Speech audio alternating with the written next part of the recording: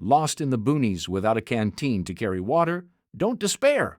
With a little creativity and determination, you can easily craft a makeshift water container. If you are in the mountains, you're in luck because there are many types of trees available for making a wooden canteen. You can also find pine resin to make a waterproof glue that will hold your wooden canteen together and seal the seams. Most survival books note that paper birch is the ideal tree for crafting wooden items because it's pliable, easy to peel bark. Unfortunately, paper birch has a limited range and does not grow in my area. Therefore, I will be using aspen bark, mainly because it is a common tree that superficially resembles a birch tree. While aspen bark does not peel easily from the tree and is not as flexible as paper birch, it will work. In fact, any young tree with relatively smooth bark will serve to make a wooden canteen.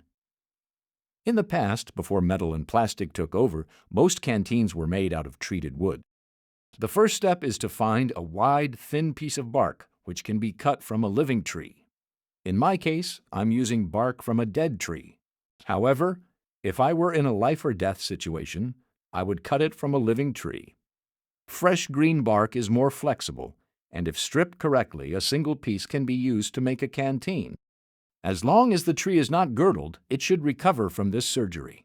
Since I am using old, dead bark, I soak it for a day to make it more flexible.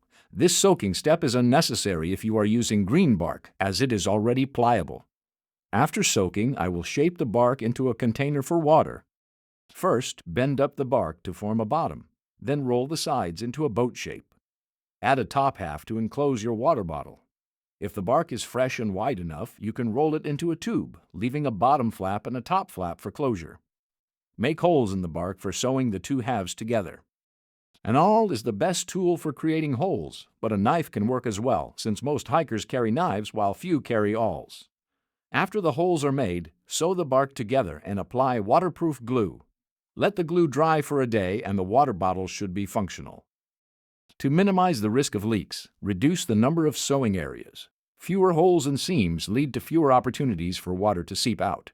Finally, find a straight stick to use as a stopper for the container. In my case, I am using a cattail cigar head as a plug, and I will explain later why I chose this option. While the water may not taste great, it is safe to drink and will keep you alive. If you have a plastic bag, I recommend using it as a liner for the wooden canteen. This will help keep the water fresher and cleaner. The thread can be made from plant fibers or other sewing material. I am using sinew. Turning plant fiber into thread is not complicated. Twist long strips of plant fiber together to form a strong twine. If you find yourself on the steppes, where trees are sparse, you may be lucky enough to come across a pond with cattails.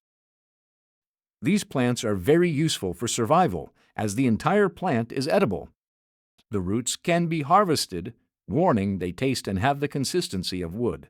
The seed head, often called a cigar head, can be used as a filter to remove sediment from water. Additionally, the plant's fibrous material can be processed into a water-resistant paste, which we will discuss when we cover glue making. Now let's focus on making a cattail water receptacle. This involves weaving the cattails into a useful container. Use the under-over system to build a tight weaved vessel. Continue weaving until you are satisfied with your container. I am using stems and twine to give my basket some tensile strength. Creating a cattail water basket is a time-consuming task that can keep you occupied and grounded until help arrives. It goes without saying that if no waterproof coating is applied, it will leak like a sieve. Unless you are an expert weaver, this cattail water canteen may not be an effective survival tool.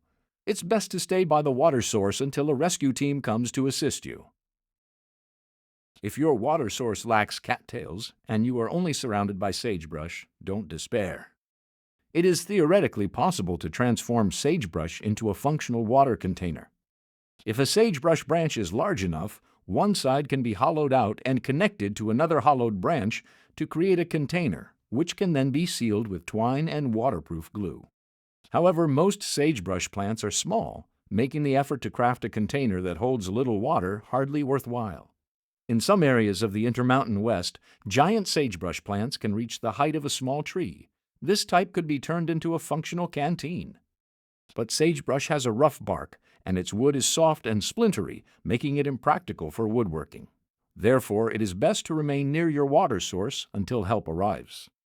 To make a functional makeshift water bottle, the final step is to create plant-based waterproof glue. Beeswax would make an ideal waterproof coating. Unfortunately, bees are hard to find, and they can be fussy if you try to steal their wax and honey. Best to leave them alone. The best natural waterproof glue is made from pine resin. The process is straightforward. Melt the resin over low heat using a double boiler. Place water in the bottom pan and resin in the upper pan. Heat the resin until it melts into a thick pitch-like substance. Then add some charcoal. Let it cool until it reaches a sticky, workable consistency and apply it to your project. If you can't find resin, you can use sap from plants such as catalpa, milkweed, cattail, or yucca to make a usable glue. The process to make glue is similar for any sap-producing plant. Cut the plants into pieces and place them in a pan. Boil them until a layer of latex forms. After boiling, use a fine strainer or cheesecloth to remove impurities, then allow it to cool. It's ready to use. To be honest, creating a makeshift canteen in the wilderness is not very practical. Like most survival skills, they require practice, know-how, and the right tools to be effective. I hope you never have to rely on these survival methods.